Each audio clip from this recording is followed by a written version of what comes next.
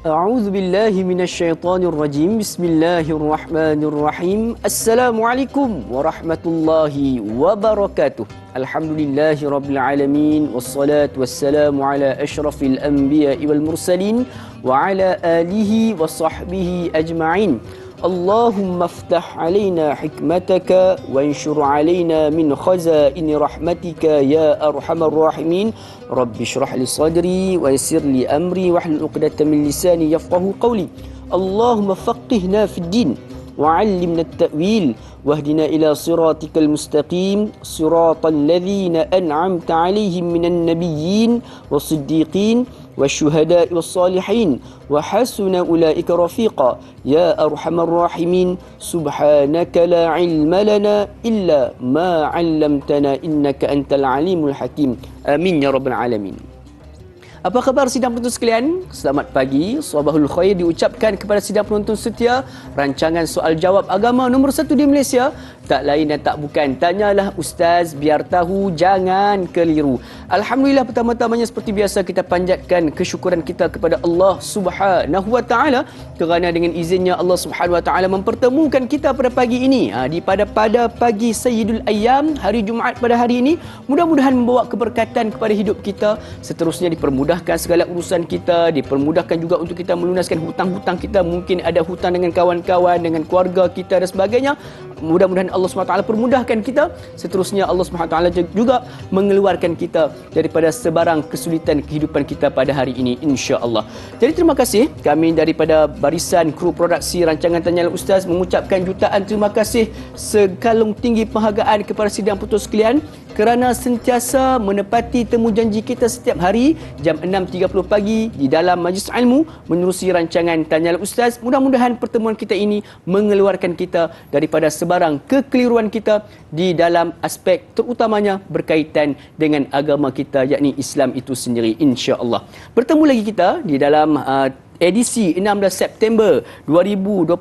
Hari ini merupakan Hari Malaysia. Di kesempatan ini ingin saya ucapkan selamat menyambut Hari Malaysia buat seluruh sahabat-sahabat senegara dengan kita, termasuk juga Sabah dan Sarawak, yang menceritakan kepada kita bahawa pentingnya semangat perpaduan itu sehingga mana kita mengecapi apa yang kita nikmati pada saat ini. Alhamdulillah. Jadi insya-Allah pada pagi ini seperti biasa, kalau kita melihat balik daripada sudut sejarahnya, bermula daripada 31 Ogos 1997 kita meraih kemerdekaan negara kita. Seterusnya tiba pula 16 September 1969 di mana berlakunya penyatuan di mana Sabah dan Sarawak juga termasuk di dalam semenanjung Malaysia, menjadikan satu negara yang cukup kuat pada hari ini, baik daripada sudut ekonominya juga baik daripada sudut kemasyarakatannya. Alhamdulillah, kita bersyukur di atas nikmat yang Allah berikan kepada kita pada hari ini. Bertepatan dengan Hari Malaysia yang kita sambut pada pagi ini dan juga pada hari ini, molek juga kita pada hari ini akan bincangkan satu topik yang cukup penting untuk sama-sama kita selidiki,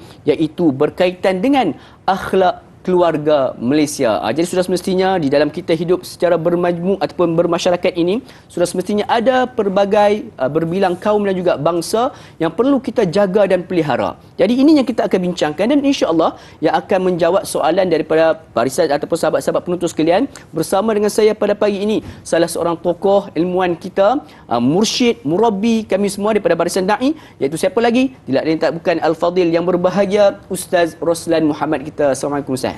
Waalaikumsalam warahmatullahi wabarakatuh. Sihat Ustaz pagi ni? Alhamdulillah. Alhamdulillah. Tak sihat tak boleh, ini Malaysia kan. Alhamdulillah. Mudah-mudahan Allah SWT terus kekalkan Ustaz dalam kesihatan agar boleh terus sampaikan ilmu kepada kami, insya-Allah. Amin.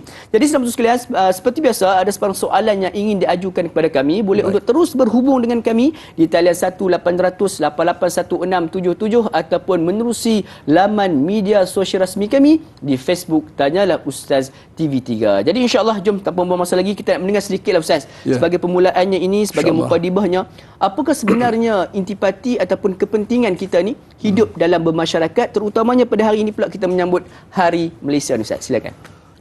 Assalamualaikum warahmatullahi wabarakatuh. Assalamualaikum. Alhamdulillah wa bihi nasta'in wa nusalli wa nusallimu ala sayyidina Muhammadin asyrafil anbiya'i wal mursalin wa ala alihi wa sahbihi ajma'in. Allahumma lakal hamdu ولك الشكر إنك على كل شيء قدير la ilaha illa anta subhanaka inna kunna minadh zalimin. Allahumma rabbi shrah li sadri wa yassir li amri wahlul 'uqdatam min lisani yafqahu qawli ya rabbal alamin. Amma ba'd. Apa khabar Da'i Luqman? Anda ada saya ni. Alhamdulillah Ustaz. Percaya baju ternampak Masya-Allah. Yang dihormati seluruh rakan taulan, sahabat handai, sedang penonton di pagi cuti yang penuh barakah, di pagi Jumaat yang penuh ketenangan. Saya doakan mudah-mudahan kita semua dalam kerahmatan Allah diberikan rezeki, keamanan, kebahagiaan, keimanan yang kental, kehidupan yang disejahterakan daripada sebarang musibah dan balak bencana. Yang utamanya ialah kita nak harapkan sebuah negeri kita nanti sebagai baldatun tayyibatun wa rabbun ghafur, negeri yang diberikan Allah segala pintu kerahmatan, diberikan Allah segala pintu kemuliaan, diberikan keampunan. Inilah yang kita mahu. Sebuah negara kita diamini tuan-tuan adalah hak kita bersama, walaupun dalam apa situasi sekalipun.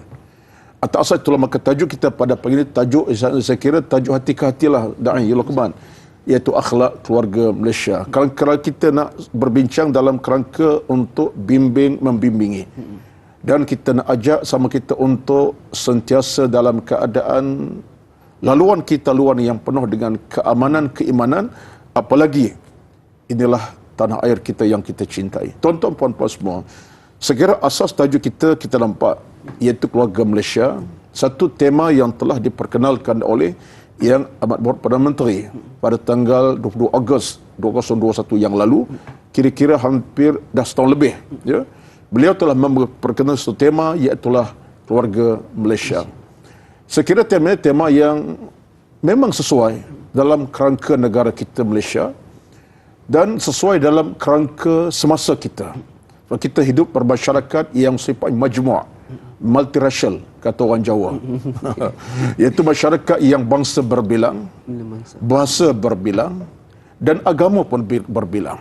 Ada Islam, ada non-Muslim, ada Melayu, ada Cina, ada Dayak, ada Kadazan, ada India, dan ada pelbagai suku sakat yang lain. Sebab dalam Islam, dalam Malaysia kita lebih kurang lebih daripada 200 etnik di Malaysia ini. Lebih 200 etnik. Daripada Sabah, Sarawak sampai kepada kita Malaysia Semenanjung. Jadi bayangkanlah, semua kita ini adalah manusia. Dan sebab manusia inginkan kedamaian. Saya tak fikir di Al-Quran, manusia nak kepada perpecahan, pertelingkahan, peperangan, permusuhan. Saya tak fikir itulah manusia yang nama manusia. Manusia nak kepada kedamaian, ketenangan, kebahagiaan. Itulah hasrat kita. Jadi sifat namanya pertelingkahan, permusuhan, peperangan, satu sifat yang langsung saya tidak ada dalam hati manusia beriman, yang ada nilai agama. Baik. Justru dalam hubungan ini, saya nukil satu ayat Al-Quran sebagai menjawab tajuk kita pada pagi ini. Renungkanlah ayat daripada Al-Quranul Karim daripada surah Al-A'raf. Allah kata apa? Walau na ahlal qura amanu wattaqaw lafatahna alaihim barakatin minas sama'i wal ardi. Kalau penduduk sebuah negara itu beriman, bertakwa pada Allah, kami akan buka pintu keberkatan langit dan bumi. Maka dalam konteks negara kita Malaysia ini, kita nak nilainya nilai keamanan, nilai-nilai keimanan, nilai ketakwaan. Tak kala bangsa Melayu ke bangsa apa sekalipun, hatta orang Islam Muslim, kita nak kedamaian itu.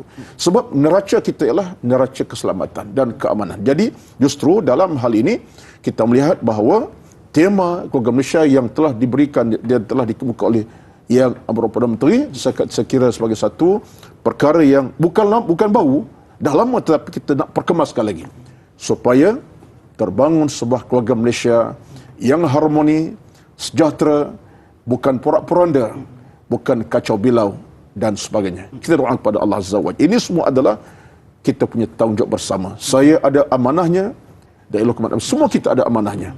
Kita nak lihat negara kita diwarisi nanti oleh anak cucu kita dengan sebuah keamanan, bukan perpecahan dan bukan perkara yang tidak elok. Wallahu a'lam. InsyaAllah. Itu mukadimahnya lah. Ya, insyaAllah Ustaz. Jadi sebagai permulaan ini ingin di-highlightkan di sini, Ustaz highlightkan itu berkaitan dengan kita nak kecapi keamanan. Sebab itu dan juga kesejahteraan. Sebab itu jugalah neraca bagi keimanan kita, insya-Allah. Jadi sedikit pembetulan bagi fakta Ustaz. Tadi berkaitan dengan 16 September bukan 1969 tapi 1963. 69 tu benda lain Ustaz. InsyaAllah mudah-mudahan sedikit pembetulan sebab fakta ni satu benda yang cukup penting. Betul. Kita perlu tepat tentang itu tersilap sebutlah. Sebut bila Ustaz pagi-pagi tersasul. InsyaAllah. Jadi sebagai permulaannya Ustaz, kita nak raikan soalan pertama daripada sahabat penonton kita daripada Puan Masripah Nur Jama'in. Assalamualaikum Ustaz dan Da'i serta semua kru Tanyalah Ustaz. Waalaikumsalam warahmatullahi. Bagaimanakah akhlak keluarga Malaysia menurut Al-Quran dan akhlak yang Nabi Muhammad sallallahu alaihi wasallam tunjukkan sebagai suri tauladan yang terbaik? Mohon pencerahan Ustaz. Terima kasih. #biar tahu jangan keliru. Silakan Ustaz. Baik. Dalam hal ini Puan Masrifah dan yang bertanya, kita jelas bahawa Nabi adalah seorang tokoh yang datang dengan tema perpaduan dan tema kesejahteraan. Satu Nabi sebut dalam hadis, "Innama bu'ithtu liutammima makarimal akhlak." Aku diutuskan Allah untuk menyempurnakan akhlak yang terpuji. Bahkan ada Nabi sebut kepada kita dalam hadis lain sebut kepada kita, "Innama ana rahmatun muhdatun." Aku ini datang sebagai berrahmat kepada kamu dan hadiah kepada kamu. Bermakna Nabi datang untuk membawa tema kesatuan perpaduan di antara yang Islam bukan Islam. Tetapi apa yang berlaku ialah ini kenyataan lah. Mereka menentang Nabi SAW. Kita tak bicara itu, tetapi yang penting adalah Nabi ada temanya, iaitulah kesatuan di kalangan umat. Sebab Islam datang untuk membina kesatuan, bukan perpecahan. Islam datang untuk membina perpaduan, bukan perkelahian. Itu asas. Sebab dalam Quran sebut, wa'atasimu bihablillahi jami'an. Kamu kena berpegang dengan tali Allah sekukuhnya. Bahkan dalam hadis Nabi sebut kepada kita, kunu ibadallahi ikhwana. Jadi kamu hamba Allah yang saudara mara. Baik. Dalam kerangka ini Puan Masrifah bertanya, saya dapat jawab 2-3 perkara lah. Yang pertama sekali, akhlak Nabi bangun ini dalam konteks kita sekarang dalam konteks Malaysia lah, kita mesti ada ilmu yang kukuh dan mantap. Masyarakat kalau tak ada ilmu yang kukuh mantap tentang persoalan kenegaraan, maka masyarakat jadi kacau bilau. Masing-masing rasa mendabik dada. Aku lebih, aku yang segala. Tidak begitu sebenarnya. Dalam konteks agama kita jelas dan bawa satu nilai namanya kesatuan, perpaduan. Jadi dalam negara sekarang kita nak kepada ilmu. Itu dibawa sebenarnya. Sebab itu Nabi dapat satukan. Contohnya kita tengok dalam sejarah Nabi di Madinah. Mana kota Nabi? Nabi satukan Ansar dengan Muhajirin. Bangsa tak sama. Dari sudut budaya tak sama. Tapi Nabi satukan antara Mekah dengan orang Madinah atas nama apa? Atas nama akidah yang satu, keimanan yang satu dan tujuan yang satu. Tengok. Dan di situ ilmu. Itu pertama. Yang keduanya lah, tengok dalam kerangka yang sama, di mana Nabi bangunkan masyarakat itu, kita dapati ialah daripada hati-hati dan jiwa yang bersih. Jiwa nak kepada keamanan, keimanan. Itu utama. Sekarang kita masyarakat kita sekarang, kita nak begitu tak? Yang saya takut, saya bimbang ialah kita tak nak macam tu. Kita nak meletakkan kita lebih pada orang lain. Kita rasa kita lebih. Bangsa ni rasa lebih, yang ni rasa kurang. Yang ni rasa lebih. Tak nak macam tu. Sebab tu dalam kerangka ini, Nabi berjaya satukan masyarakat. Sebab itulah tuan, tema utama Nabi ialah ketika Nabi berada dengan sahabat di medan menggali parit nama Al-Khandaq. Apa kata Nabi SAW? Kullukum min Adam wa Adamu min turab. La fudla li'arabiyyin ala a'jamiyyin wa la abyada ala aswad illa bittaqwa. Semua kamu dari Adam. Adam dari tanah. Tak ada lebih antara Arab dengan bukan Arab. Yang putih kulit dengan hitam kulit. Semua kamu sama. Yang berbeza kalau kamu ialah siapa bertakwa pada Allah Azza wa Jalla. Jadi kalau dalam suasana kita sekarang ini, walaupun kita ada berbilang bangsa keturunan, tapi kita nak melihat dalam 2 perkara bagi saya. Pertama, ini negara kita bersama. Kalau negara ini rosak binasa, maka anak cucu akan mewarisi negara yang hancur. Kita nak anak-anak kita nanti mewarisi negara yang hancur kacau bilau. Kita nak beri mereka satu amanah sebuah negara harmonis. Satu. Yang kedua adalah kita nak satukan semua bangsa. Sebab keamanan adalah matlamat utama kita. Kebahagiaan matlamat utama kita. Kalau ganti apa kita dapat kita lakukan, kita telah berjaya melakukan satu hak yang penting dalam kehidupan bermasyarakat. Itulah di antara cara Nabi lebih lakukan dalam kerangka membina sebuah negeri yang aman makmur, baik di Mekah dan Madinah kemudiannya. Wallahu a'lam. InsyaAllah. Jadi itu juga untuk mengelakkan daripada semangat asabiah itu menerap di dalam berpuak-puak ini menerap di dalam kalangan masyarakat kita. InsyaAllah mudah-mudahan penjelasan tersebut memberikan pencerahan buat jawapan bagi yang bertanyakan sebentar tadi, insyaAllah. Jadi Ustaz, kita banyak lagi yang kita nak akan jawab soalan-soalan pada sahabat kita. Namun sebelum itu kita nak berhenti berehat seketika. Jangan ke mana-mana sidang putus sekalian. Teruskan kekal bersama dengan kami. Tanyalah Ustaz biar tahu. Jangan keliru, kembali sebentar saja lagi, insyaAllah.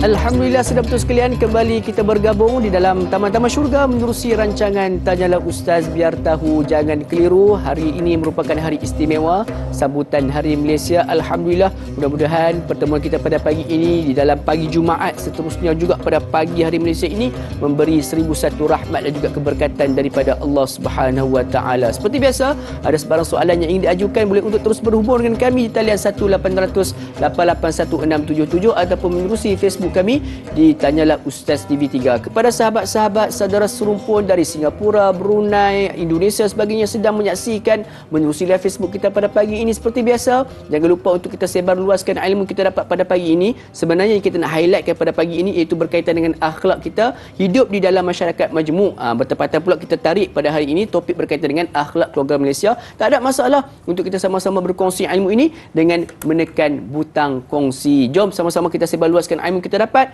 insya-Allah menjadi saham pahala buat kita bersama, insya-Allah. Jadi Ustaz, kita teruskan lagi soalan, meraihkan soalan berikutnya daripada sahabat Facebook kita daripada Al-Syal.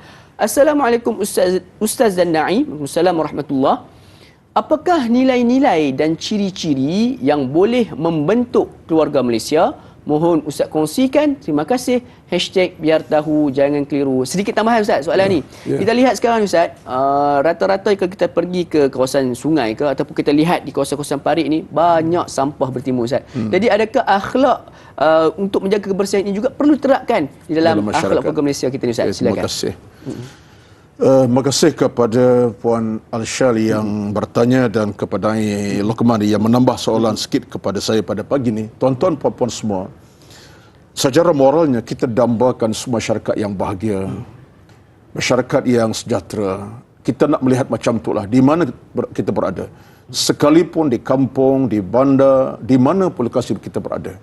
Saya cakap dalam kita pada Hari Malaysia, ya, kita sebuah negara yang insya-Allah setakat hari ini penuh keamanan sebenarnya. Banyak benda-benda kita nampak begitu sekali positif dalam masyarakat kita. Walaupun ada benda-benda yang nampak negatif, bersudut hubungan antara kaum, kita sentuhlah. Tetapi ke arah membina masyarakat yang baik itu sedang kita lakukan di semua peringkat. Baik tak kira yang Muslim, non-Muslim. Apalagi orang Islam kita. Orang Islam peneraju utama dalam membina sebuah perpaduan. Sebab apa? Orang Islam ni bagi saya orang yang paling utama sekali bercakap tentang soal kesatuan, perpaduan, kebahagiaan dan keamanan. Orang Islam sebab apa? Islam itu agama keselamatan. Islam daripada kalimah salam. Kesejahteraan. Keamanan itu Islam. Salam mana kesejahteraan. Salam keamanan. Salam kemuliaan. Salam kebahagiaan. Jadi neraca Islam sendiri ke arah itu. Jadi dalam Islam tidak ada namanya sifat-sifat yang buruk. Waktu Nabi sebut hadis, la tabaghadu wa la tahasadu wa la tanajashu wa la taqata'u. Kamu jangan hidup suasana berbalah bertengkar, bermusuh, kata mengata, dengki. Kata Nabi itu menunjuk kepada kita tema utama Islam ialah keselamatan dan keamanan baik. Maka dalam isu yang disebutkan oleh Puan Syai bertanya tadi, bagi saya mudah saja. Apakah nilai dan ciri bentuk keluarga Malaysia? Nilai apa benda nilai? Nilai bagi saya adalah sesuatu yang kita kena angkat sebagai jalan kita tu nilai. Nilai sebagai jalan raya adalah kita jadi pemandu berhemah. Itu nilai. Pemandu yang nak kepada keselamatan, dibawa kereta secara berhemah. Kelajuan patut 110, janganlah sampai 160. Ya. Kelajuan yang patut 30, 40, 50, 60, kendurkan sampai 30 contohnya. Itu nilai. Anda seorang pemandu yang baik kerana anda nak keselamatan. Orang selamat, anda selamat. Kalau anda ada nilai buruk, kelajuan anda melampau. Kawasan yang sempit pun dilajukannya, menyebabkan orang terancam kerana anda. Hari ini, bila nilai tak ada, rosak. Hari ini kita dapat di jalan raya contohnya. Contohnya. Kelajuan melampau. Kadang-kadang lori sampai merempuh 6 kenderaan. Minta maaf lah. Saya tak bercakap tentang isu lain, tapi rempuh sampai 6 kenderaan, saya fikir nilai pemandu tadi kurang. Etikanya. Dia kena laju nak kejar track, nak kejar masa, dia tak kira. Menyebabkan 6 kereta dirempuh sehingga ada meninggal dunia. Sama dengan cerita tentang persoalan kebersihan tadi. Kalau kita lihat dalam kacamata agama, nilai mukmin ialah dia bersih. Sebab apa Nabi bersabda, at-tahur syatrul iman. Bersih sebab pada iman. Bersih sebab iman, kata Nabi SAW. Bersih hati, bersih jiwa, bersih pakaian, bersih akhlak, bersih kata-kata. Itu nilai. Sebab kata Al-Imam Nawawi, hadis ini menggambarkan kebersihan mutlak. Pakaian, hati, bicara mulut, lidah, perbuatan, ada kebersihan. Secara berpakaian, tak pakai pakaian yang menampakkan aurat. Itu kebersihan. Akhlak, dia tak cakap kotor dan keji. Dia tak berdusta. Artinya menampak kepada kita bahawa kebersihan satu cabang agama. Baik, apa yang berlaku sekarang, kata Da'i Luqman, tengok mata empat, sapa sarap. Kalau ada program besar-besaran, macam Hari Merdeka baru ni dilaporkan, ada yang pokok bunga tercabut. Allah. Yang ditanam oleh DPKL. Ratus-ratus ribu katanya, kerugian. Dicabutnya, dilanggarnya. Macam jadi itu satu perangai yang tak senonoh. Yang ini kita rasa masih berduka cita. Sebab kita punya nilai dalam hati masih kurang. Nilai kebahagiaan, nilai kemuliaan itu masih belum ada. Bukan semua, tapi orang macam ni jadi makhluk perosak sebenarnya. Dia nak rosak benda bukan kerana 10 orang buat kerja, seorang pada ada. Batu seorang yang buat kerja merosakan, rosak segala-galanya. Sebab itulah bagi saya, isu kebersihan ni antara isu penting sebenarnya. Sebab kita nak ajak masyarakat ada nilai keimanan. Sebab tu nilai ini benda yang mesti tertanam hati kita. Ciri macam tu baik. Itu yang pertama. Yang kedua yang Da'i Luqman, kalau kita cakap apakah nilai bentuk keluarga Malaysia ni, saya kata ada 4 nilai utama. Yang pertama nilai kebersamaan, iaitu al-ma'iyah. Ini di antara apa disebut contoh kata oleh Syekh Abdullah Darras dalam kitabnya, iaitulah Dustur Akhlak fil Quran. Yang pertama nilai kebersamaan. Maka kita mesti hidup sana kebersamaan. Tegur menegur sama kita. Ada yang tak elok, tegur. Ada yang baik, kita sabar beringatan. Pertama ni kebersamaan, al-ma'iyah. Yang kedua nilai keinsafan. Ini akhlak penting. Kita insaf, kita nak bina suasana harmoni, bukan kacau pilau, suasana yang aman, bukan ada sana masalah. Nilai keinsafan. Ketiga ialah nilai dinamakan nilai yang bersifat disiplin. Kita tanam disiplin dalam beragama, dalam hidup beragama. Maksudnya disiplin macam mana? Kita bertindak menurut disiplin kita. Saya bila disiplin saya, dokumen disiplin dokumen, selesai masalah. Tapi kalau disiplin tak ada, habis, tamat riwayat kita. Tak akan aman bahagia. Yang keempat adalah nilai keimanan bagi orang Islam khasnya. Iman adalah merupakan jati jantung kita. Iman yang tuan-tuan, dia menghidupkan banyak perkara. Sebab iman tak mematikan kita, iman menghidupkan. Sebab nilai keimanan, kata Syekh Abdullah Darras, paling utama sekali. Jadi inilah di antara ciri nilai kita harapkan berlaku akan terus hidup dan subur insya-Allah. Walaupun dalam kepayahan sekalipun. Yang penting adalah di mana kita. Persoalan kita sekarang menurut apa yang diungkapkan oleh Ahmad Syauqi dalam ta'ir kata apa? Aina nahnu minal akhlak. Di mana kita akhlak ini? Sebab akhlak itu datang daripada cenderaan kita. Kita yang bangun akhlak. Kita yang membina akhlak. Di mana kita? Kalau kita tak ada kesedaran, makna kita tutup kesedaran pada kehidupan kita. Wallahu a'lam. Allah. Jadi 4 nilai yang perlu kita terapkan untuk membina sebuah keluarga Malaysia yang terbaik, iaitu nilai kebersamaan, keinsafan, disiplin dan juga keimanan. Insya-Allah. Jadi mudah-mudahan kita dapat terapkan dalam kehidupan kita. Mudah-mudahan kita menjadi salah seorang daripada keluarga Malaysia yang terbaik insya-Allah. Jadi kita mudah-mudahan terjawab Ustaz soalan sebentar tadi. Kita untuk soalan berikutnya Ustaz, kita narai kepada pemanggil di talian. Saat ini iaitu siapa lagi? Tak bukan Tuan Haji Omar Abdul Majid kita. Assalamualaikum Tuan Haji Omar. Waalaikumsalam warahmatullahi wabarakatuh. Dai Luqman dan Ustaz Ruslan Muhammad. Ya, saya Umar Abdul Majid dari Felda Cini Timur 3, Pekan Pahang. Assalamualaikum Ustaz dan Dai. Waalaikumsalam warahmatullahi wabarakatuh. Apa khabar Tuan Haji Omar pagi ni? Alhamdulillah saya sehat. Selamat Hari Malaysia. Ya, selamat Hari Malaysia juga kepada Dai dan Ustaz ya. Silakan Tuan Haji Omar, soalan pagi ni insya-Allah. Ya, soalan saya begini Ustaz.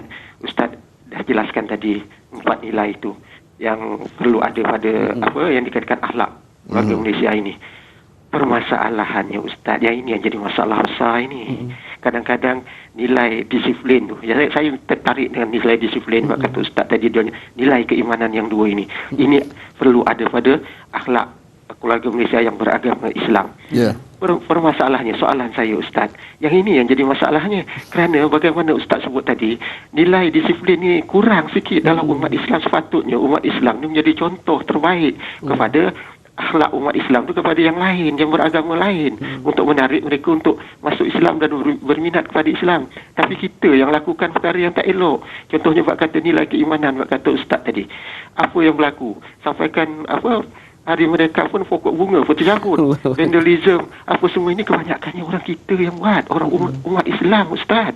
Yang ini jadi masalah. Jadi saya nak tanya Ustaz, bagaimanakah kaedah ataupun cara untuk kita memberi contoh, role model kepada ahli keluarga Malaysia yang lain, yang beragama lain, sebagai contoh teladan yang baik. Bukannya contoh yang macam ini.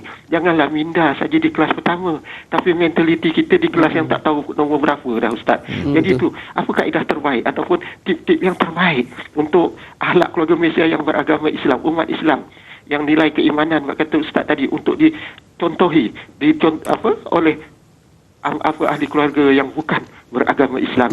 Itu soalan saya Ustaz dan Dai. Terima kasih banyak Ustaz dan Dai. Assalamualaikum. Waalaikumsalam warahmatullahi wabarakatuh. Terima kasih Tuan Haji Omar kita di atas soalan yang diberikan. Soalan cukup jelas bagi pandangan saya Ustaz. Silakan jawapannya.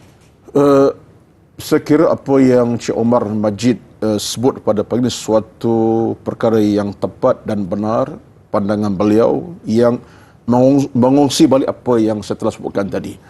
Dia begini, saya nampak dalam 3-4 perkara lah.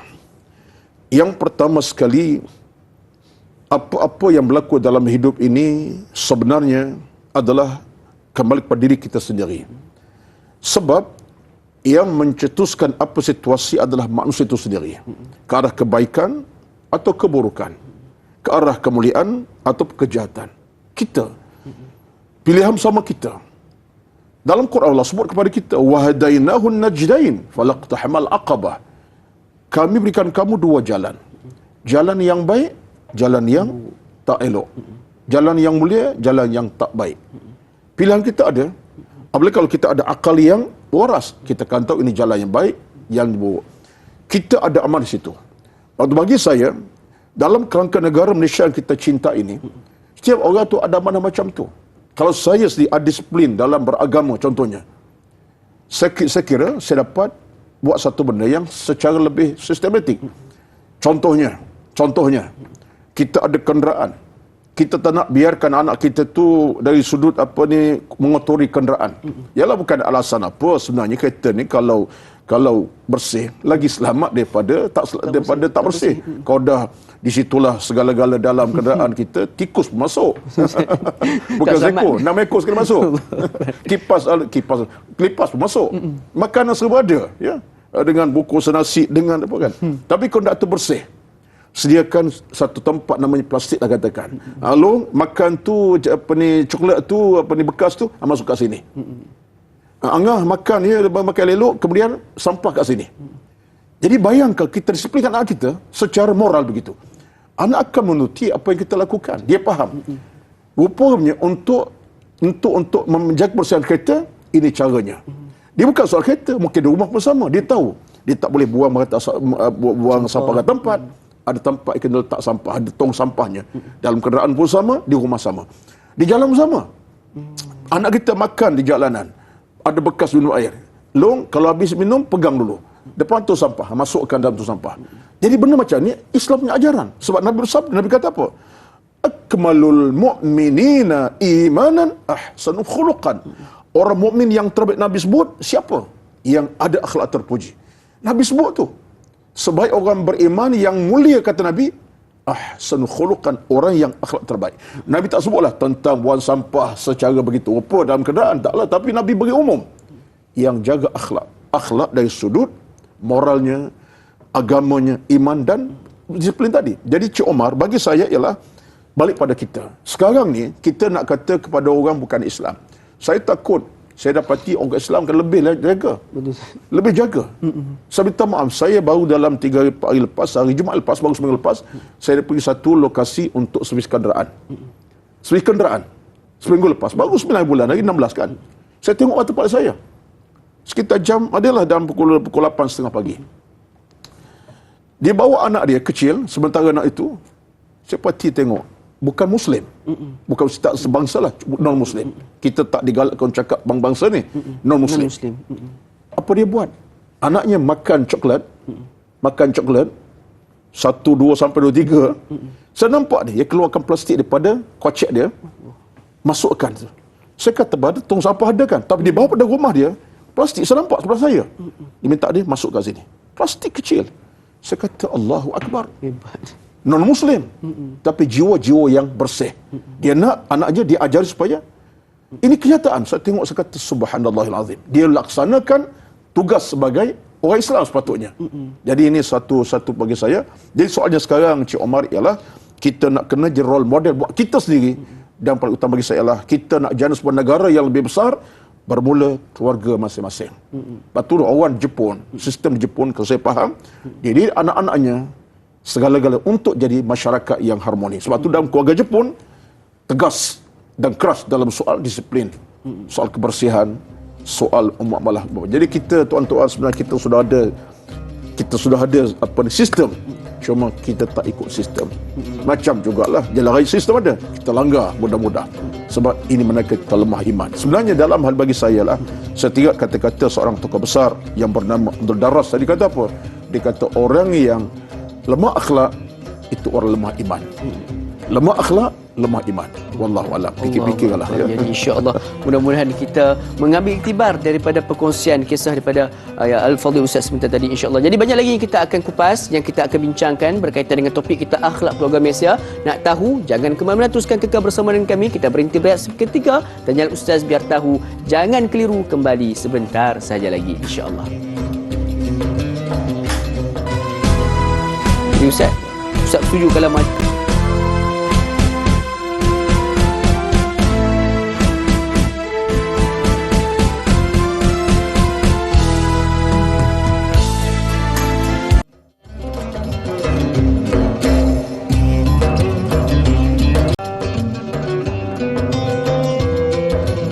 Alhamdulillah, saudara sekalian, kembali kita bertemu pada pagi ini di dalam rancangan Tanyalah Ustaz biar tahu, jangan keliru. Sama-sama pada pagi ini kita mengambil iktibar, mengambil ilmu berkaitan dengan akhlak keluarga Malaysia. Mudah-mudahan apa yang dibincangkan sejak awal tadi, yang dikongsikan oleh Al-Fadhil Ustaz kita, dapat kita gunakan, ambil nilai-nilai yang terbaik ini untuk sama-sama kita terapkan dalam kehidupan kita, insya-Allah. Jadi sekiranya ada sebarang soalan lagi yang ingin diajukan kepada kami, seperti biasa boleh terus berhubung dengan kami di talian yang tertera di kaca televisyen anda, insya-Allah. Jadi untuk soalan berikutnya Ustaz, kita nerai pemanggil talian Tuan Haji Ismail. Kita assalamualaikum Tuan Haji Ismail.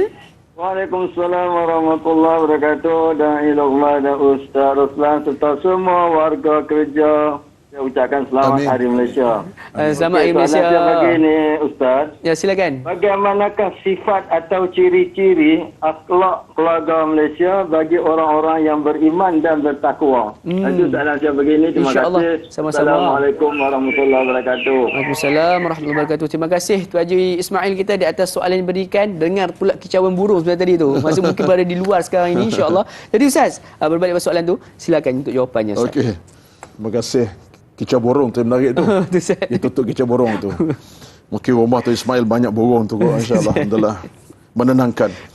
Baik, Tuan Haji Ismail, soalan-soalan yang agak akademik lah. Saya namakan soalan academician juga daripada seorang yang mungkin akademiknya. Sifat ciri keluarga Malaysia dalam kerangka orang beriman bertakwa kepada Allah Azza wa Jalla. Saya sebut begini saja. Seorang mukmin, seorang Muslim, sewajarnya lah mengekalkan akhlak yang terpuji. Kenapa tidak? Sebab itulah nilai seorang muslim mukmin. Qad aflaha man zakkaha, sesuatu beruntung orang bersihkan jiwa raganya. Siapa tu orang muslim?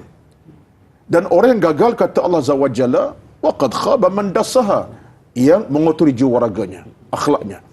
Maka dalam kacamata agama, kalau dia seorang muslim dan mukmin yang sejati, atas asas dia ada nilai iman, nilai ilmu, nilai keinsafan dalam jiwanya, dia tak akan merosakkan akhlaknya.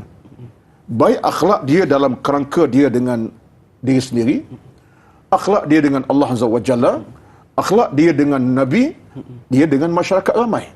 Saat kita ni akhlak ini, kalau ikut kepada Syekh Abdullah Darraz dalam bukunya Dustur, dia kata apa? Akhlak kita ini ada 4, ada 5, minta maaf, ada 5. Akhlak secara peribadi, akhlak berkeluarga, akhlak bermasyarakat, akhlak bernegara dan akhlak beragama. 5 ciri akhlak. Pertama sulang balik, akhlak peribadi, kita dengan kita sendiri. Akhlak kita dengan kita macam mana? Jam 5:57 pagi, subuh, bangun. Contohnya, okey. Itu contohlah contohnya. Sebab subuhnya jam itu. Di Selangor ni, bukan di Sabah Sarawak ni. Okey. Akhlak kita dan beramal apa dia? Kita kena buat kebaikan. Untuk kita juga. Dengan cara apa? Menyumbang derma. Itu pahala untuk kita. Itu akhlak tu. Jangan kedekut, jangan bakhil. Dan jangan jahit takar jering. Contohnya. Itu peribadi kita. Kemudian akhlak kita dan berkeluarga. Sayangkan isteri dengan sayang yang cukup padu. Macam Nabi Luqman kepada isterinya lah. Ya? Sayangkan anak, supaya anak kita jadi anak yang berakhlak mulia, anak beriman, sayang sungguh-sungguh dengan cinta kasih sewajarnya, dengan didikan. Itu namanya. Kemudian akhlak kita bermasyarakat.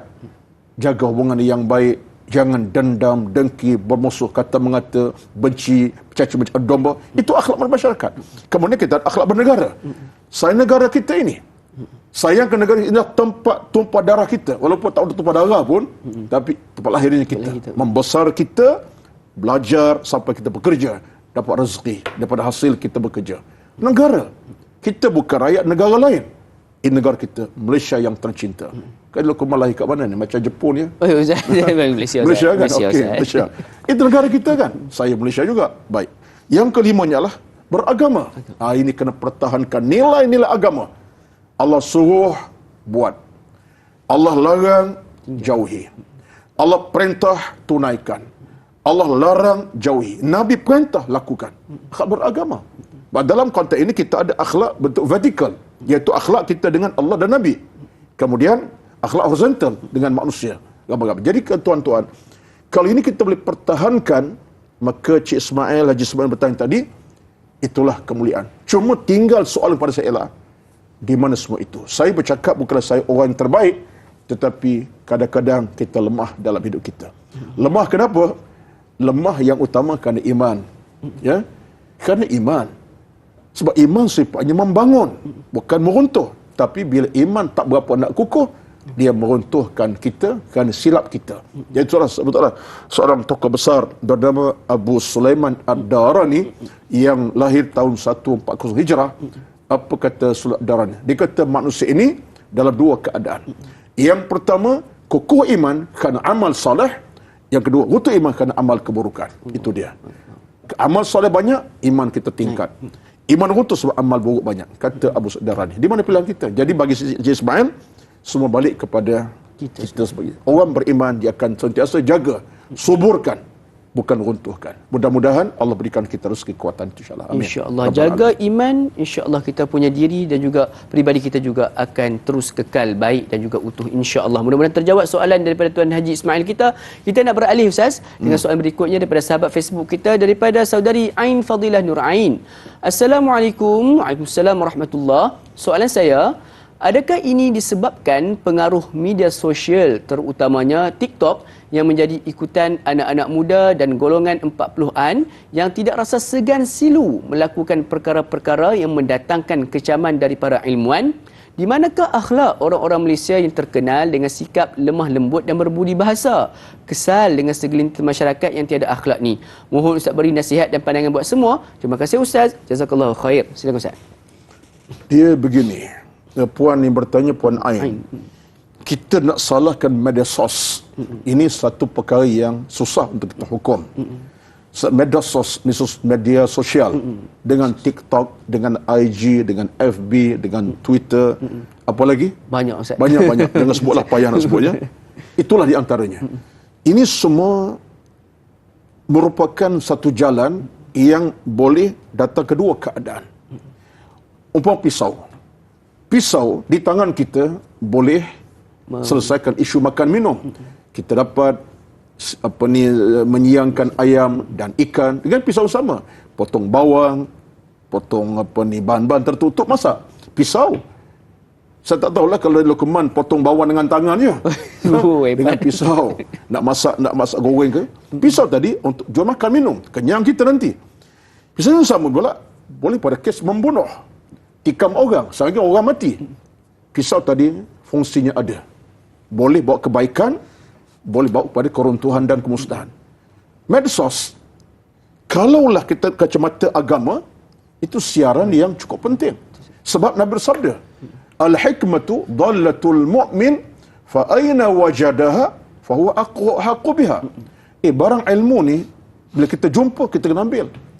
Hikmah ilmu ni kadang-kadang berbeza satu masa ke masa. Kita ada satu phone yang sebegini canggih sekarang pada zaman 70-an. Zaman 80-an, saya ingat Luqman 90-an, saya punya phone setebal ni. Kalau poket masuk ni, boleh pecah poket ni. Ya. Kalau masuk poket seluar tu, RM1 sebelah. Sebab tebal. Dari Luqman tak jumpa tu. Tak jumpa. Phone zaman 90-an. Tapi sekarang phone makin mengecil. Letak poket tak jatuh. Maksudnya bahawa dunia berubah. Dan medsos kita ini kadang-kadang ada kebaikannya. Dari sudut untuk sebarkan dakwah, sebarkan ilmu secara cepat. Kita berceramah sekarang dalam TV, live ini. Ini bukan setakat Malaysia nampak. Dunia sampai ke Amerika, sampai ke Mekah, sampai ke mana-mana. Betul tak? Betul. Ya, live. Jadi maknanya ialah isu kita isu silap guna pakai. Itu saja. Datang daripada siapa? Makhluk puasa tadi lah. Lalu isu kita sekarang, isunya adalah bagaimana kita nak kekang makhluk puasa daripada menyebarkan benda-benda yang karut marut dengan TikTok ke, dengan IG sopon. Jadi bagi saya, ia ialah ada kawalan. Kalau dalam konteks keluarga, yang mengawal siapa? Ibu ayah. Yang dalam konteks masyarakat sekawal, pemimpin. Jadi dalam hal ini, kita nak kena ciptakan suasana yang lebih haram melalui kesatuan. Dalam keluarga, mak ayah pastikan anak-anak menggunakan sistem dalam apa situasi media sos kepada kebaikan. Bagi nasihat. Ayah tak suka kalau angah menonton benda yang pelik-pelik. Ayah nak kalau guna apa saja media sos kalau ada kebaikan. Apa salah? Dalam masyarakat kita ada sistem. Kena perkemaskan. Sebab itu pada saya rasa hari ini kita masih belum sampai kata untuk ada kawalan yang ketat dari sudut medsos ini. Kita masih longgar. Dan sebab saya kira pihak berkuasa kerajaan khasnya lebih peka dan kena lebih peka hal ini supaya ada kawalan sewajarnya walaupun dalam kepayahan sekalipun, sebab kita tidak nak masyarakat kita terganggu proses aspek akhlak ini kerana kesilapan kita sendiri. Jadi hal itulah bagi saya merasakan kita semua kena ada amanah yang besar. Bukan mudah, betul, tapi kena permudahkan insya-Allah. InsyaAllah. Jadi mudah-mudahan terjawab soalan tersebut. Jadi jadikan media sosial tersebut sebagai tempat yang berpahala, tempat untuk kumpul pahala dan bukanlah pisau yang memberikan kebaikan tadi. InsyaAllah mudah-mudahan terjawab soalan tersebut. Jadi sahabat sekalian, kita nak berhenti berehat sekali lagi. Jangan ke mana-mana, teruskan kekal bersama dengan kami. Tanya Ustaz biar tahu. Jangan keliru, kembali sebentar saja lagi insya-Allah.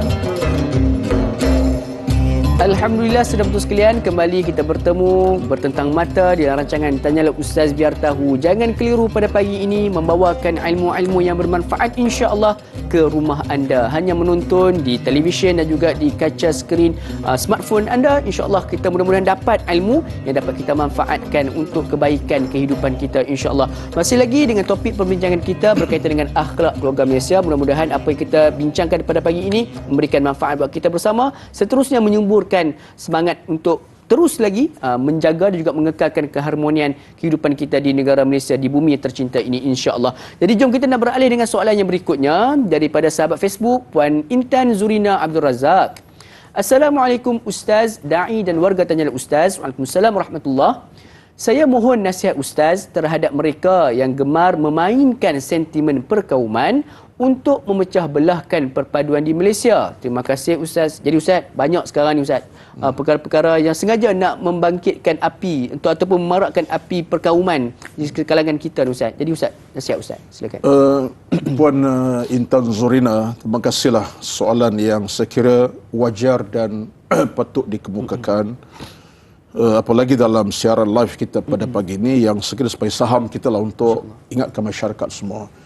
Sebenarnya dalam soal menggemborkan, memainkan, mengangkat sentimen perkauman dan juga sentimen bangsa dan seumpama ini memang satu perkara yang tidak diajar dalam agama, ya.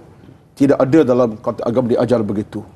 Apakah Nabi, tanya soalan awal, apakah Nabi SAW seorang insan yang menimbul sentimen perkauman agama? Tidak pernah.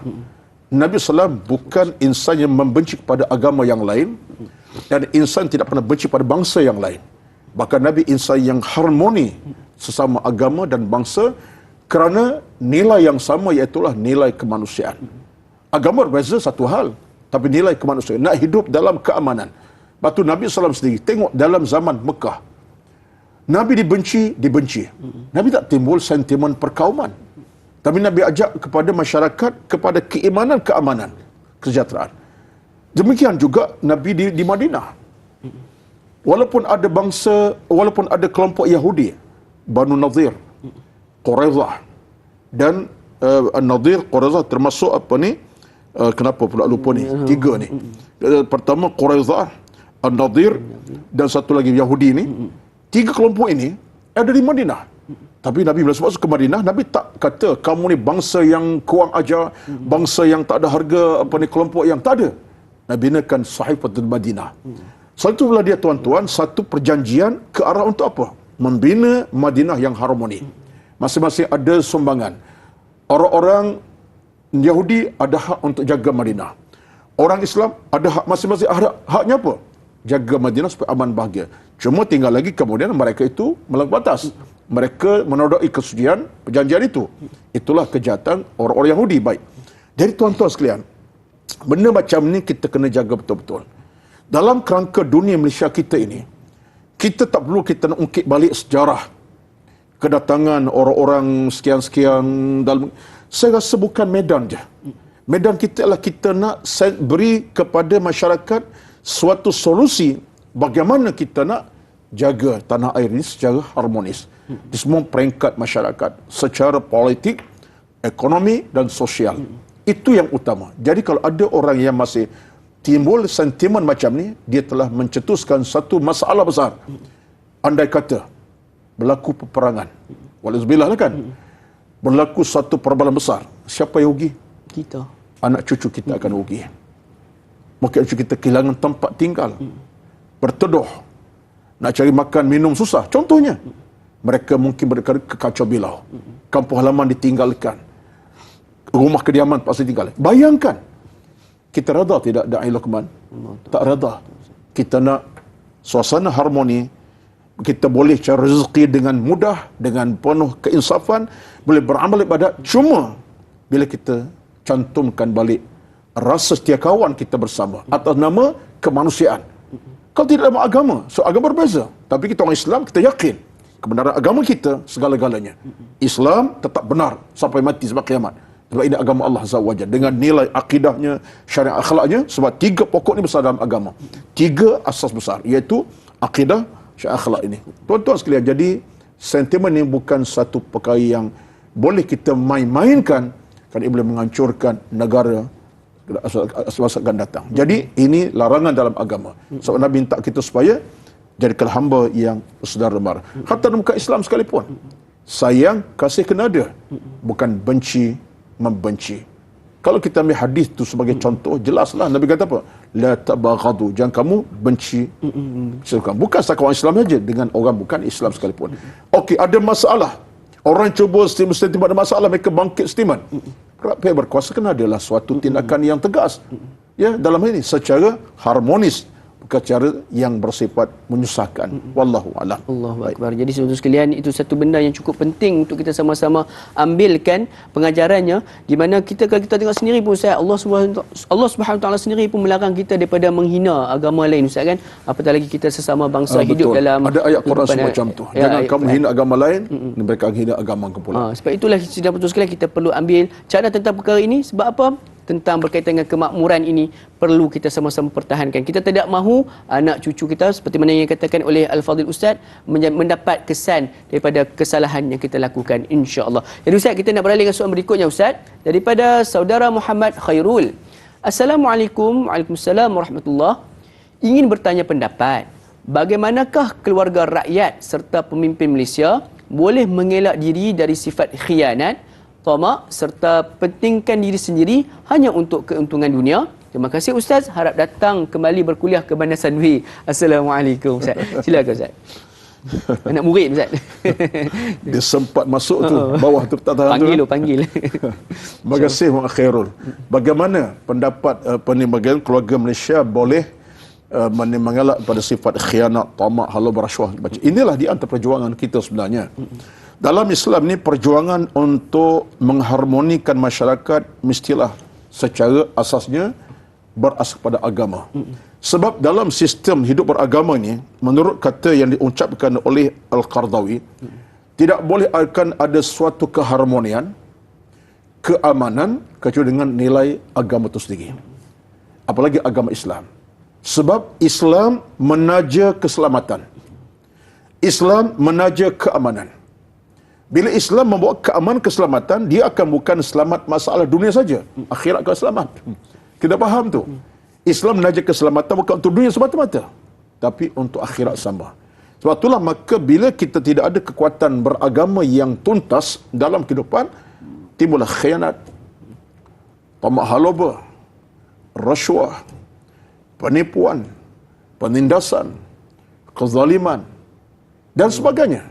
Ini yang kita tidak boleh terima. Dan ini bukan soal pemimpin di atas. Bahkan dalam konteks masyarakat di bawah sekalipun. Seorang peniaga contoh, kalau tamak halaba, tipu pelanggan.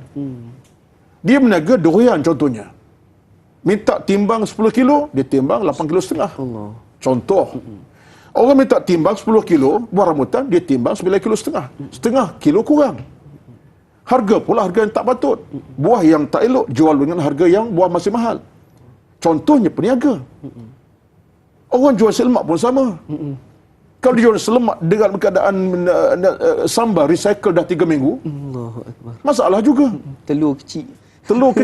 Contoh, kecil tak apa lagi. Tak masak pula contohnya. Jadi nasi lemak tu kadang-kadang recycle. Ayam goreng recycle 2 hari lepas. Jadi ini di antara khianat dan tamak halaba. Peringkat orang bawah. Yang itu tak seberapa. Atasan pula jutaan contohnya ringgit. Peringkat jabatan. Jadi ini semua tuan-tuan merupakan satu ancaman kepada sebuah negara yang tidak akan mengalami kebaikan satu akan datang. Mencetuskan banyak problem. Sehingga yang kita paling takut ialah moral etika kita makin merosak. Anak-anak terbangun dalam moral yang rosak, etika yang hambar, etika yang hampas. Jadi kesannya akan datang negara kita tidak akan bahagia. Kita nak sekarang ni akhlak masyarakat Malaysia, keluarga Malaysia ini dalam kerangka agama. Dalam apa situ sekalipun. Cuma perjuangan itu perjuangan yang tidak pernah terhenti lah. Sebab tu bagi saya muakhirul, apa yang ialah 3 pihak kena bertindak. Yang pertama ialah pihak keluarga. Kedua, pihak masyarakat sekeliling. Ketiga, pihak pemimpin negara. Kesatuan ketiga ini mesti ada, tapi asas utama ialah iman dan taqwa kepada Allah Azza wa Jalla. Iman ada, selamat. Iman tak ada, hancur. Allah. Akan datanglah cara hidup yang songsang, tamak, halaba, khianat, macam-macam. Wal'azubillah. InsyaAllah. Kita kena tegas dalam isu ini. InsyaAllah Ustaz. Mudah-mudahan kita semua mampu untuk membina sebuah negara yang berlandaskan keimanan yang teguh agar kita terus mengecapi keamanan dan juga keharmonian, InsyaAllah. Jadi Ustaz, kita sebenarnya banyak lagi kita nak kupas berkaitan dengan topik akhlak keluarga Malaysia ni. Namun sebelum tu kita nak melabuhkan tirai terlebih dahulu di TV3. Jangan lupa untuk saksikan sebentar saja lagi di TV9 30 minit ekstra eksklusif. Kembali sebentar saja lagi Tanyalah Ustaz biar tahu, jangan keliru, insya-Allah.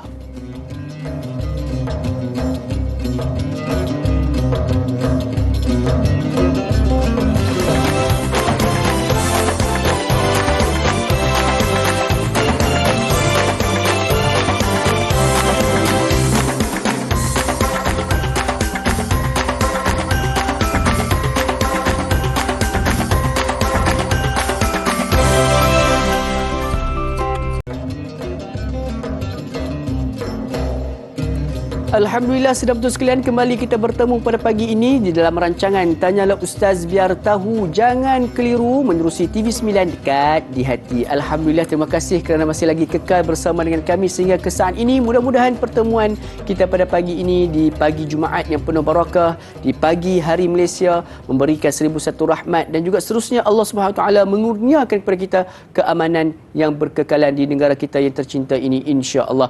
Jadi kita masih lagi membicarakan topik berkaitan dengan akhlak keluarga Malaysia. Ada sebarang soalan yang ingin diajukan, seperti biasa boleh untuk terus berhubung dengan kami di talian 1-800-881677 ataupun menerusi Facebook kami di Tanyalah Ustaz TV3, insya-Allah. Jadi Ustaz, kita teruskan lagi Ustaz, meraihkan soalan-soalan daripada sahabat kita. Yang soalan berikutnya daripada Facebook, daripada Puan Kak Ju Zabidi.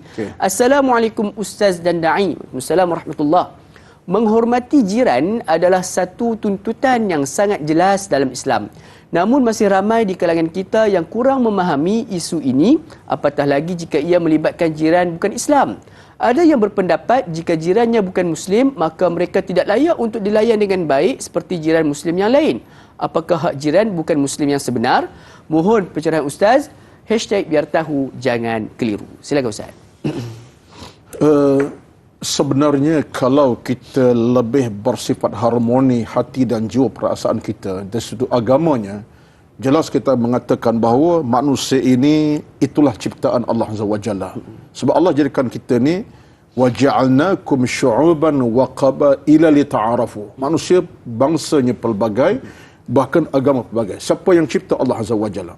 Jadi konteks utama dalam ilmu kemang kita letak dalam konteks minda kita, Allah cipta manusia. Non-Muslim, Muslim. Semua Allah. Melayu, Cina, India, Kadazan. Siapa tu? Allah istilah Al-Quran.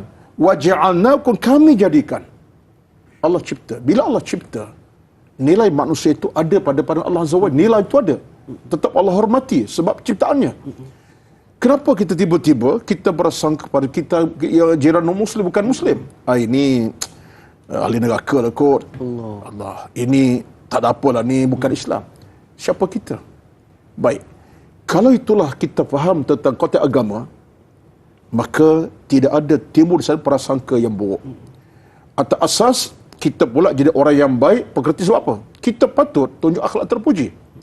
Tegur, menegur, bercakap baik, akhlak baik terpuji, beritahu khabar contoh. Sepatutnya supaya apa? Non-Muslim akan kata apa? Seberjiran dengan orang Islam, baguslah. Asyik senyum memanjang saja, bercakap pun taklah orang kata keras, tanya khabar, anak sakit pun dia pergi ziarah di hospital. Itu satu di antara kelebihan besar. Sebab tak langsung dia akan nilai Islam agama yang baik. Orang Islam orang baik. Mungkin dengan hidayah Allah Azza wa Jalla, apa yang akan dia kata? Aku ni dah lama dalam agamaku tapi tak rasa macam ni. Aku masih Islam. Kesan pada siapa? Kita jiran tadilah. Satu hari dia akan jumpa kita, saya Islam lah rasa seronok dengan Islam ni.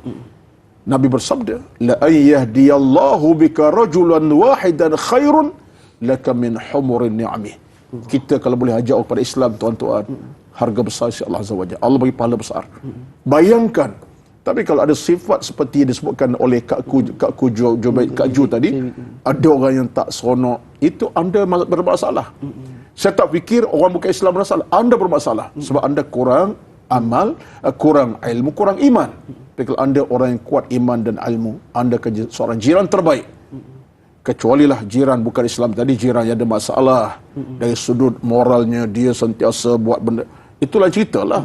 Atas silangan cara terbaik. Jiran sebelah rumah kita non muslim satu hal, kemudian benda-benda maksiat, parti, minum hari-hari, kemudian dengan lagu-lagu, itu cara kita adalah pula untuk menyentuh mereka, sentuhan yang patut. Tapi kalau kita awal-awal bersikap negatif, ini bukan Islam, aku tak kisah, kita dah silap sebenarnya. Nabi ada satu hadis sebelum, Nabi pesan kepada kita, maza la yusini bijiran. Walaupun hadis itu jiran muslim, tapi Nabi kata jiran tu adalah hak kamu untuk kamu rapati dengan sebaik-baiknya. Jadi kita usahakanlah. Yalah, mungkin orang tak ada pengalaman dengan jiran non muslim, cakap sedap belaka. Ada yang pengalaman itu mengajar kita sebenarnya. Tapi kalau kita moralnya tinggi, iman tinggi, insya-Allah adalah kebaikan buat jiran kita yang non sebab kita qudwah bagi mereka, insya-Allah. Wallahu a'lam. Satu benda yang perlu di-highlightkan Ustaz, yang cantik Ustaz kongsikan tadi di awal tu, berkaitan dengan kita ni muslim ataupun non muslim, tetap juga ciptaan Allah Subhanahu wa taala. Itu adalah wording utama kita. Allahu akbar. Jadi Allah ciptaan, Allah punya ciptaan. Allah punya ciptaan. Jadi bukan kita. Betul Ustaz. Bahkan kita sendiri ni sebagai orang yang muslim, Allah rezekikan kita pada awal. Rezeki dah tu. Betul. Kawan kita lain-lain non muslim. Ialah satu ujian bagi dia. Jadi syukurlah kita yang dapat Islam ini. Dan kita pun nak ajak orang misalnya pada Islam. Sama kita, insya-Allah ke syurga. Amin. Insya-Allah, amin rabbal alamin. Mudah-mudahan kita mampu untuk menarik orang-orang di sekeliling kita. Tambahan pula, kalau sekiranya jiran kita itu bukan muslim, untuk lebih memahami dan juga menghayati apakah itu Islam sebenarnya. Insya-Allah. Mudah-mudahan terjawab. Kita nak biar mereka lihat, tengok orang Islam ni orang baik. Betul Ustaz. Agama kita agama yang baik. Mereka boleh fikir. Sebab akhlak depan mereka ada. Contoh, itu kita nak sebenarnya. InsyaAllah. Itulah dia akhlak keluarga Malaysia. InsyaAllah. Jadi jom kita beralih dengan soalan berikutnya. Daripada Kak Yat kita, Puan Nur Hayati Ismail. Assalamualaikum Ustaz Da'i serta kru tanya Ustaz. Waalaikumsalam warahmatullahi. Soalan pertama, bagaimana untuk membentuk akhlak yang baik ketika wujud keadaan ketika kita berbeza pendapat dan pandangan? Keduanya, negara terkenal dengan rakyat yang berbudi bahasa, namun ianya berubah. Sebaliknya, di saat kita diberi hak untuk memilih pemimpin, bagaimana untuk menjaga akhlak ketika berhadapan dengan situasi tersebut? Mohon pandangan dari Ustaz. Terima kasih. Daripada Kak Yat Bandar Tasik Putih Rawang, Selangor. Silakan Ustaz. Pertama sekali, Kak Yat ya, Puan Nurhati Ismail yang sentiasa bersoalan ni, tentang soal kita punya akhlak, wujudnya keadaan kita tak bersependapat. Pertama sekali, ikhtilaf itu satu benda biasa. Ikhtilaf dari sudut pandangan, dari sudut kehidupan berbeza. Biasa. Saya mungkin ada perbezaan pendapat. Tapi kita kena penghormatan. Kita kena ada ihtiram. Ihtiram mana kita kena penghormatan. Macam mana pun kita salah pendapat, bersih pendapat, kita kena hormati. Cuma tinggal lagi, ada yang salah betul. Mungkin saya betul. Imam Da'i Luqman tak betul. Ataupun betul, saya tak betul. Kita cuba secara harmonis. Bukan nak berbalah. Kau siapa? Aku tak pernah terima kau ni. Memang buruk pandangan contohnya. Harmoniskan. Mungkin kita tak bincang secara terbuka. Bincang secara lebih dalaman contohnya. Secara face to face. Jadi jalan kita kena cari supaya tidak timbul prasangka yang buruk. Itu satu. Yang kedua ialah kadang-kadang kita merasa pendapat kita betul. Mungkin tak betul. Kita betul, kita rasa betul, tapi tak betul. Pendapat dia lebih betul. Jadi, pendapat yang sini tuan-tuan bukanlah satu yang boleh mengharukan keadaan. Tetapi boleh cetuskan situasi, kita ada sifat hormat menghormati.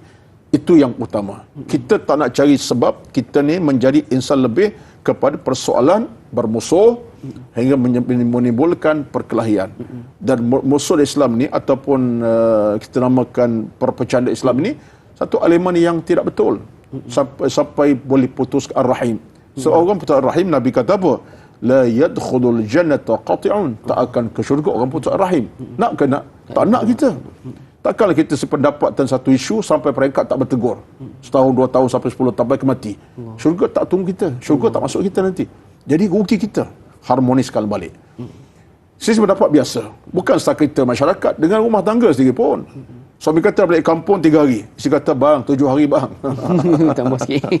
Macam ada pengalaman kan. Suami kata 7 hari. Isteri kata bang 2 hari cukup lah. Balik kampung sama, tapi ada kata 2 hari, kata 7 hari, ada kata seminggu, 3 hari. Jadi bayangkan, bincang hati-hati. Bawa apa saja, kita bagi makan teh tarik dulu, minum teh tarik, insya-Allah selesai lah tu. Belanja besar-besar sikit contohnya. Yang 2 hari jadi apa? Jadi 3 bulan balik. Itu lagi lama. Macam pengalaman saya. Baik. Yang kedua tentang soal kita dengan memilih kepimpinan dalam suasana akhlak macam mana. Ya jelas tuan-tuan, soal kepimpinan ataupun al-wilayah dalam soal al-imarah ini dalam Islam jelas. Sebab dalam agama ini Allah perintah kita supaya tunaikan amanah. Ya. Tu'addul amati ila ahliya. Amanahnya saya fikir ada 3. Pertama, akhlak pemimpin, kita nak pemimpin yang ada nilai agama yang lengkap dan cukup. Yang kedua, pemimpin ada tanggungjawab pada agama itu sendiri. Pertama, dia ada nilai akhlak yang cukup. Yang kedua ialah dia ada amanah dengan agama. Dia tahu hukum hakam. Yang ketiganya ialah kita nak pemimpin yang membawa kepada keamanan kesejahteraan dunia akhirat. Ini 3 neraca utama. Kemungkinan kita hadapi masalah. Nak cakap ketiga-tiga tak lengkap. Sekurang-kurangnya, ciri itu kena ada. Sebab kalau pemimpin yang dicanang, yang dipilih, tak ada nilai macam tu, payah kita. Dia akan bawa kepada kehancuran. Macam tadilah saudara Makhrul tanya tadi kan, timbul tamak dan khianat, itu di antara kesalahan yang berlaku kepada pemimpin. Jadi kita kena angkatlah sebagai suatu neraca penting, dan bagi saya bukan pemimpin negara, pemimpin rumah tangga sekalipun, suami, pemimpin rumah tangga, kena pastikan suami ada ilmu, ada akhlak, ada agama. Bahkan Nabi sebut dalam hadis, tunkahul mar'atu li arba'in. Dinikah seorang tu kerana 4 perkara. Kerana kecantikan, kerana rupa parasnya, kerana harta benda, kerana keturunan, kerana agama. Pilih beragama, fazfar filatini, pilih agama betul. Jadi maknanya dalam soal pimpinan rumah tangga pun kena pilih suami isteri yang ada moral dan ilmu yang etika yang jelas agama. Itu jelas. Negara samalah keadaannya. Wallahu a'lam. Insya-Allah. Jadi dia untuk memilih pemimpin ni bukannya kita melihat pada satu pemimpin yang di tahap yang tertinggi, tapi juga kita bermula daripada kepimpinan menerusi rumah tangga kita. Ya, Insya-Allah. Mudah-mudahan terjawab soalan tersebut. Banyak lagi kita akan kupas berkaitan dengan akhlak keluarga Malaysia, namun kita berhenti berehat seketika. Jangan ke mana-mana, teruskan kekal bersama dengan kami Tanyalah Ustaz biar tahu. Jangan keliru, kembali sebentar sahaja lagi insya-Allah.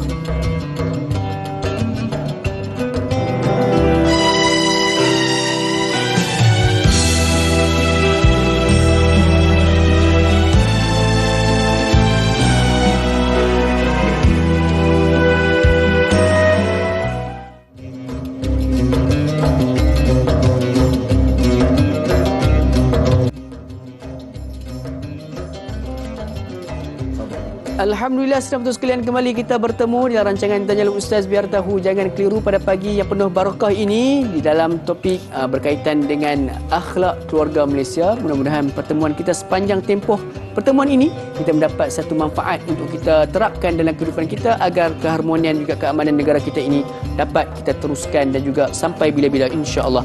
Jadi saudara sekalian, kita sudah pun berada di blok yang terakhir pada pagi ini. Sungguh cepat dan juga pantas masa itu berlalu. Jadi tanpa memasa kita nak raikan soalan berikutnya daripada sahabat Facebook Puan Mazni Hassan. Assalamualaikum. Waalaikumsalam warahmatullahi. Perpaduan kaum di Kelantan sangat-sangat harmoni. Walaupun berbangsa Cina atau India serta Siam, mereka boleh duduk semeja dalam membicarakan sesuatu hal, dan ramai di kalangan kaum Cina sendiri dikenali dengan nama-nama Melayu, tapi situasi ini tidak banyak didedahkan di media sosial.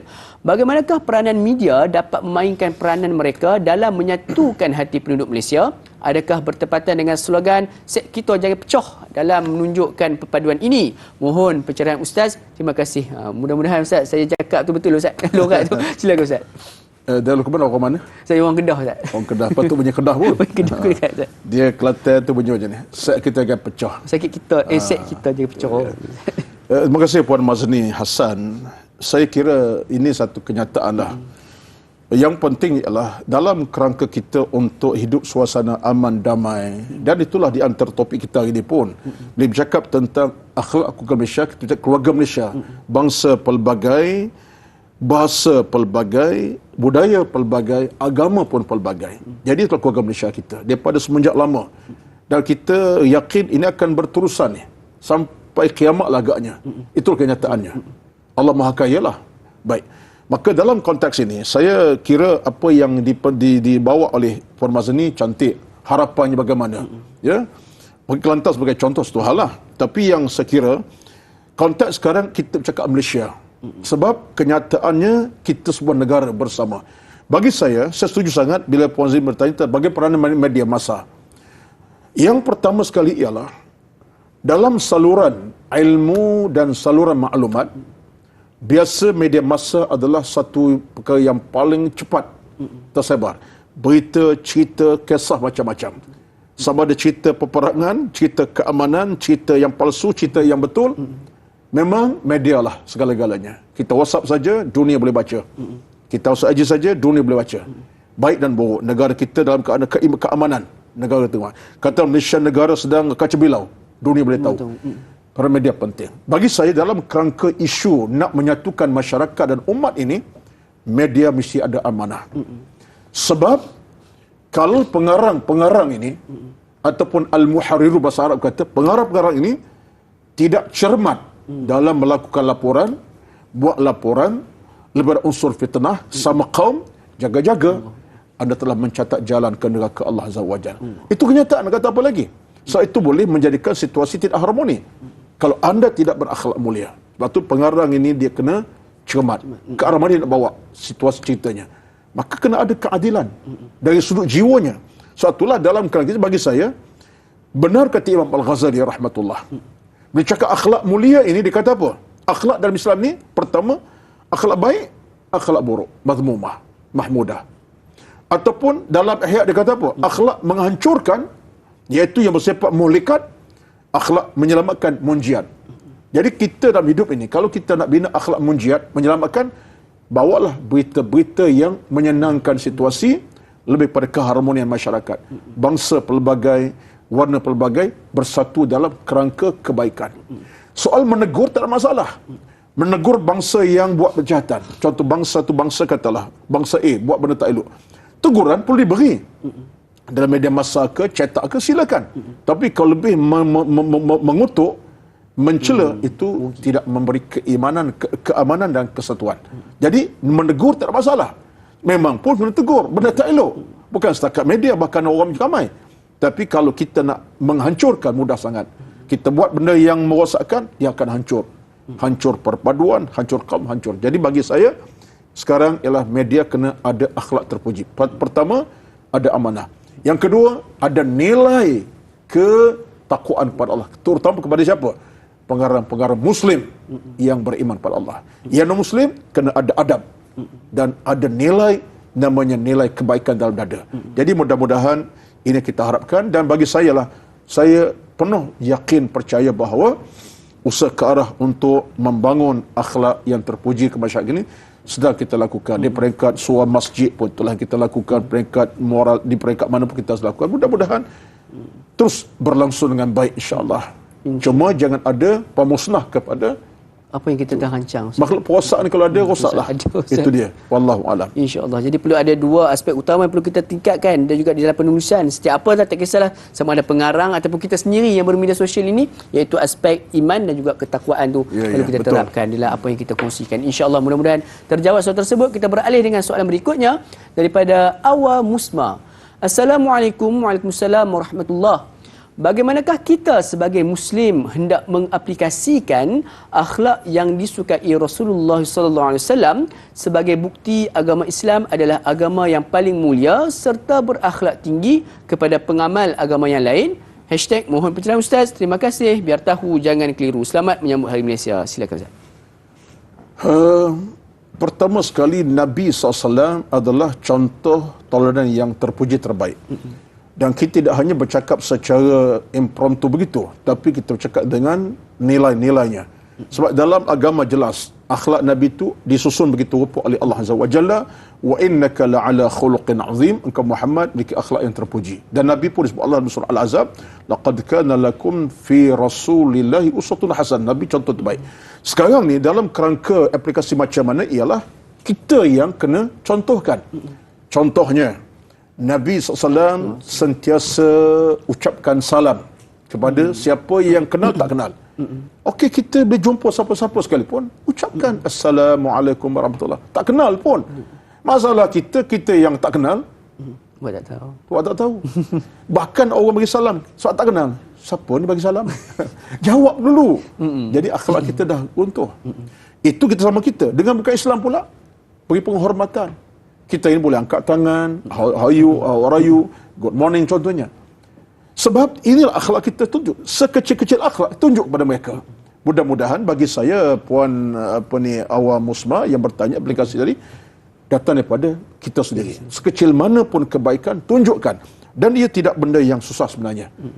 Sebab benda itu simple. Apalagi kalau kita belajar, kita mengaji tentang akhlak Nabi daripada kitab Syama'il Muhammadiyah, watak sikap Nabi, lebih harmoni. Saya rasa begini. Saya pengalaman tidak ada, tetapi sikit-sikit pengalaman. Sebab itulah terlibat juga dengan Perkim Selangor secara AJK lah. Jadi kita ada program-program, saya pun turun dalam program tertentu, taklah secara keseluruhan. Kita dapat merasakan, bahkan orang non-Muslim sebut kepada saya lah, saya setengah-setengah kata saya meluk Islam kerana saya ada kawan Muslim yang baik. Saya meluk Islam kerana saya ada kawan Muslim baik. Subhanallah. Seorang pula kata saya meluk Islam sebab saya ada seorang teman yang bicara tentang saya. Dia ingatkan saya tentang kebaikan, tunjuk bukti yang dia baik, suka membantu saya. Meluk Islam bermakna akhlak itu kita cerna dalam bentuk watak. Orang bukan Islam boleh terima akhirnya. Jadi ini semua antara benda-benda yang kita betullah kita saham kita pada dakwah ni amat terbuka sebenarnya Al-Luqman. Melalui akhlak terpuji tadi lah. Orang akan kata dan berkata memang engkau ni orang baik, ada hak terpuji, dan orang bukan Islam akan terima kita insya-Allah. Amin ya rabbal alamin. InsyaAllah, itu satu pendekatan yang dikatakan oleh Ustaz, iaitu kita sendiri yang mengaplikasikan apa yang telah pun ditunjukkan oleh baginda sallallahu alaihi wasallam. Jadi Ustaz, sebagai kita pun sudah berada di penghujung rancangan, jadi Ustaz sebagai kesimpulan Ustaz, dalam kita nak membentuk sebuah keluarga Malaysia yang terbaik ni Ustaz. Jadi Ustaz, dalam kita nak merencanakan, dalam kita nak membina sebuah negara yang baik ini, iaitu baldatun thayyibatun wa rabbul ghafur ya Ustaz. Apa yang perlu kita lakukan Ustaz sebagai kesimpulan Ustaz, silakan. Tonton puan-puan semua, topik kita pada pagi topik akademik lah ya, iaitu akhlak warga Malaysia sempena dengan Hari Malaysia 16 September 63 ya. Tuan-tuan dirahmati Allah sekalian, negara kita tetap negara kita. Pelbagai bangsa bukan isu, keturunan pelbagai bukan isu. Ketentuan Allah kepada kita itulah kenyataan, multirasial. Tidak macam negara yang lain. Ada Cina, Dayak, Kadazan, Iban, India dan pelbagai bangsa. Lebih kurang 200 etnik dalam negara kita sekarang. Soalnya sekarang ialah hingga ke mana kita nak bawa negara ini. Saya fikir semua orang akan fikir macam tu. Daripada peringkat keluarga sampai pemimpin. Kita tak nak daripada berlaku hancuran, kebinasaan, peperangan, permusuhan yang meledakkan sebuah negara ini hancur bebas. Tidak. Oleh itu, kesimpulan saya pada pagi tuan-tuan, di atas semangat tersebut, atas agama ni, kerana kita ada agama sebenarnya, agama mimpi kita. Pertama, masyarakat hendaklah hidup bersatu padu. Itu kenyataan. Bersatu padu di semua kerangka kehidupan. Itu asas. Yang keduanya ialah hubungan baik wajib dijalin antara bangsa dengan bangsa, agama dengan agama. Hubungan yang baik, yang harmonis. Yang ketiga, menjauhi nilai negatif yang merosakkan suasana. Daripada sudut tamak, haloba, kacau, bilau, rasuah, semua kita kena halang. Bukan saja orang Islam, bahkan bukan Islam sendiri. Sama. Yang keempat adalah orang Islam wajar menjadi contoh terbaik pada orang bukan Islam. Kita orang Islam. Kerana kita adalah insan yang terpilih sebenarnya. Sebab kita orang Islam. Kita yakin kita adalah berada di lorong hidup yang benar-benar menyelamatkan kita. Maka kita kena contoh pada mereka akhlak, watak, sikap, cara hidup yang terbaik kepada bukan Islam. Mudah mereka akan tengok nanti Islam agama yang benar, Islam adalah orang yang paling terbaik. Mudah-mudahan neraca itu dengan kita. Negara makmur. Menjadi satu masa akan datang, tidak pelik dari Roman, seluruh negara kita orang Islam. Walaupun dia bangsa apa, tak mustahil. Tak mustahil. Semua ni 100% Islam. Walaupun dia bangsa pelbagai, semuanya Muslim. Tak pelik dan tidak mustahil. Bahawa kita adalah neraca utama. Yakinlah insya-Allah. Allah tidak akan menutup ruang kepada kita. Kalau kita ada kekuatan nak melakukannya, insya-Allah. InsyaAllah. Ini keyakinan saya ni. Wallahu a'lam. InsyaAllah Ustaz, mudah-mudahan dengan kesimpulan itu menjawab setiap persoalan yang mungkin tak terjawab ataupun kita tak dapat raikan pada pagi ini. Jadi Ustaz, untuk penutup Ustaz, sedikit doa ringkas kepada Amin, Allah amin, berkati insya-Allah. pertemuan kita. Mudah-mudahan Allah berkati di pagi yang penuh barakat Jumaat insya-Allah. Amin. A'udzubillahi minasyaitonir rajim. Bismillahirrahmanirrahim. Alhamdulillahi rabbil alamin. Wassalatu wassalamu ala sayyidina Muhammadin wa ala alihi wa sahbihi ajma'in. Allahumma inna nas'aluka ridhaka wal jannah wa na'udzubika min sakhatika wan nar. Allahumma innaka 'afuwun karimun tuhibbul 'afwa fa'fu 'anna. Ya Allah, ya Tuhan kami, satukan hati kami dalam keimanan, dalam keamanan, dalam kebahagiaan. Jauhkan kami dari sebarang perkara tidak boleh merosakkan hubungan sama kami. Ya Allah, jauhkan kami dari sebarang pertelingkahan, permusuhan dan perkelahian. Satukan jiwa kami dalam keimanan, keamanan. Ya Rabbal Alamin, innaka ala kulli syai'in qadir. Hasbunallah wa ni'mal wakil. Wa la hawla wa la quwwata illa billahil aliyyil azim. Rabbana zalamna anfusana wa illam taghfir lana wa tarhamna lanakunanna minal khasirin. Rabbana atina fid dunya hasanah wa fil akhirati hasanah wa qina adzaban nar. Walhamdulillahi rabbil alamin. Amin, amin, rabbil alamin. Jazakallah khairan katsiran Ustaz di atas kongsian doa dan juga perkongsian ilmu buat kami semua. Mudah-mudahan Allah SWT panjangkan usia Ustaz, kekalkan Ustaz dan kesihatan untuk terus sebarluaskan ilmu buat kami semua insya-Allah. Jadi sahabat sekalian, jangan lupa untuk saksikan rancangan Tanya Ustaz pada esok hari bersama dengan moderator kita Da'i Nizal dan juga ahli panel kita Profesor Madya Datuk Dr. Muhammad Farid Rabi Abdullah yang akan bincangkan topik berkaitan dengan tafsir dan taranum daripada surah Sad ayat 46 hingga ayat 48. Jadi mudah-mudahan kita mengambil manfaat daripada tafsir dan taranum, kita membaca Al-Quran, insya-Allah memberikan pahala buat kita bersama. Saya dan Luqman, mohon maaf sekiranya ada terkurang di mana-mana, terkasar tutur bicara. Insya-Allah bertemu lagi kita di lain episod dalam rancangan Tanyalah Ustaz biar tahu. Jangan keliru. Akhir kalam. Assalamualaikum warahmatullahi wabarakatuh.